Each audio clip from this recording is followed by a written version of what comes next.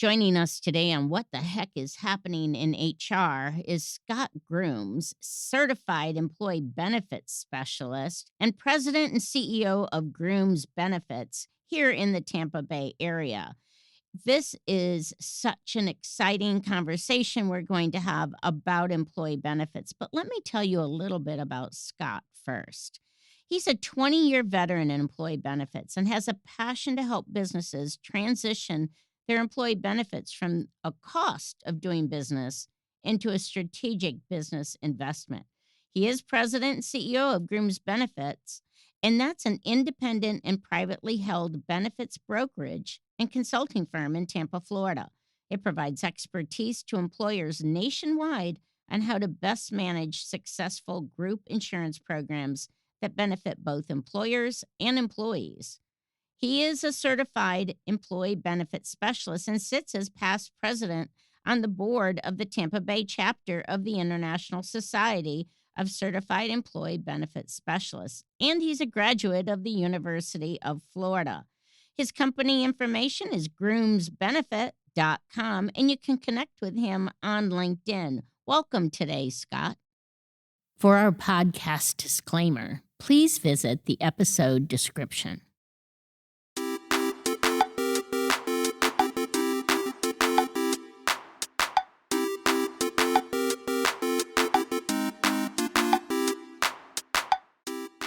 Today on What the Heck is Happening in HR, we welcome back Scot Grooms. Scott, welcome back.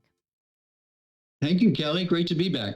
And Scott, those of you may remember, he's president and CEO of Grooms Benefits, and he's a certified employee benefits specialist. And I wanted to speak with you today about non-medical benefits because we always seem to be talking about insurances and health and medical, but there's got to be other stuff out there. Well, there certainly is, and I think we focused a lot on medical, which is the top of all employers' minds, and certainly employees when they're thinking of which employer to work for. But I think employers, they're faced with most of them are faced with multi-generational workforces, right? So you have traditionalists and boomers and Gen Xers, millennials, and now Gen Zs. So, I think that the traditional package of, we're going to offer this, and this, and it's going to apply very well to all of our staff is is far behind us. And then I think you also have, the newer challenge with COVID is, a lot of folks are working remotely. And unless you're perhaps in manufacturing or a central area of business, you're really trying to connect with folks that might be working full-time remote or hybrid, or maybe all together like traditionally, but you're really faced with trying to offer benefits across the board, which is, I think hopefully a little bit of our topic today on how you better connect and how you offer benefits that are reaching everyone on more of a personal level. Yeah. This morning I heard some topic this was before coffee, so I'm not responsible for remembering all of it. But it was something like that HR people have defined an emotional paycheck. And I got thinking, like, where does it stop for employers? Where do we say, we have a job, we have decent pay, we have decent benefits, we have a good work environment, and where does it stop for our responsibility? And maybe I'm looking at it as, is it an obligation of the employers now? Or is it a way of retention? Or is it competitive? I mean, what is it about that seems to be happening now? And you just mentioned all the generations. And I remember when you go through training on generations, the traditionalists were like, I'm happy to have a job and then I go home. And so where does it stop? Where do we have that line drawn as to what it is we're supposed to be providing in an organization? Well, I think this is that's probably the toughest part. I mean, I know when you consult with your clients, you're probably being asked of the same thing, whether it's from a perk or benefit standpoint, or just something beyond. And so it is a challenge to attract and retain folks. Certainly, there's some legal obligations depending on where you live, and some state-based requirements as well. Florida is a little bit more lax in that area, but it is an ongoing challenge, and I think well beyond just open enrollment. What are we doing this year to attract and retain folks? It is year round. And I think that's the Hmm. important thing, is constantly looking at your workforce. What are folks asking? What can we do to either improve their lives, their health, their mental focus, maybe their finances, which is a ton, right? Right.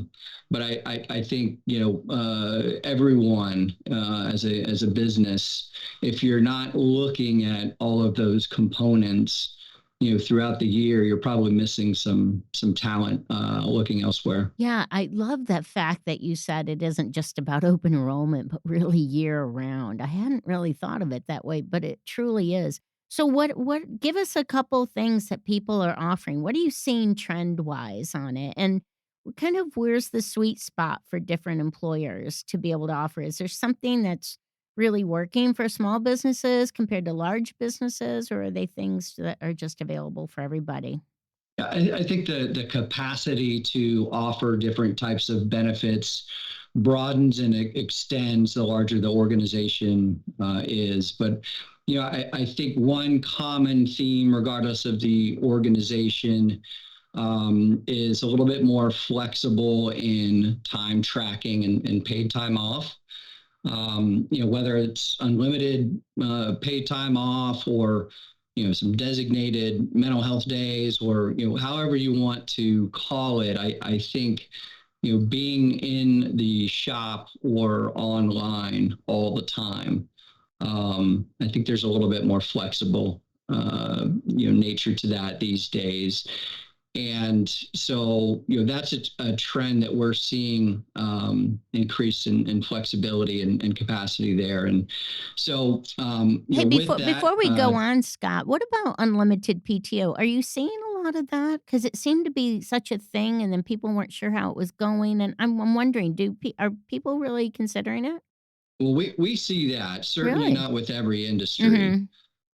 But if there's a way where an organization is very comfortable with their talent in the way that they are working, and the production in which the team is working, then we tend to see that unlimited PTO be available, or at least considered. Certainly, I think it depends on the industry, and if you have metrics where you are very comfortable knowing the productivity is there, that lends itself.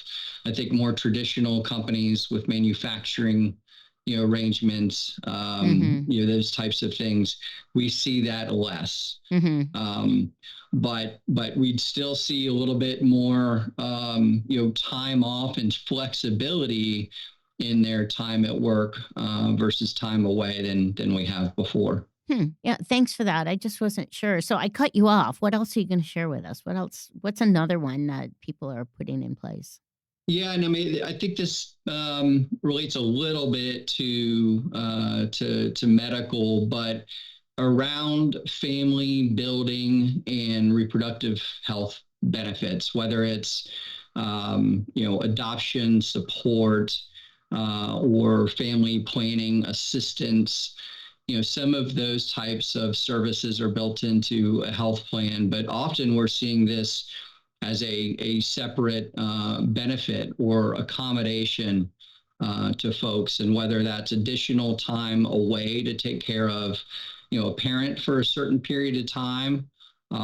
Especially if you're a Gen Xer, you're probably being pulled by kids as well as parents, in some different ways.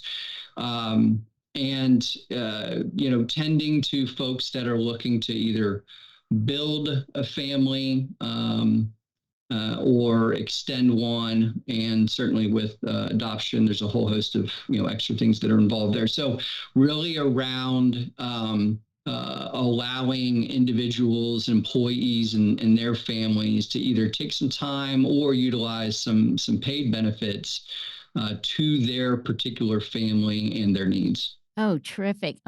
Thank you so much for sharing these couple benefits. And I want to get into some more, and we'll do another segment if that's okay with you. That sounds great. Great. Thanks so much for being on here, Scott, and look forward to the next segment where we're going to cover some more non medical benefits with Scott Grooms.